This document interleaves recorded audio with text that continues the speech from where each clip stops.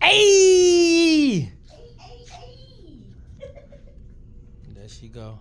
Hey, but we got chairs. We had a liquidation truckload of chairs. We had like 6 chairs, 6 pallets of office furniture. So we got these type of chairs that came in, these type of chairs. And that's that L'Oreal. Y'all know about that L'Oreal brand. If you don't, you just don't. Gaming chair, L'Oreal. Stuff like this was on the pallet. This is all liquidation merchandise. This stuff brand new.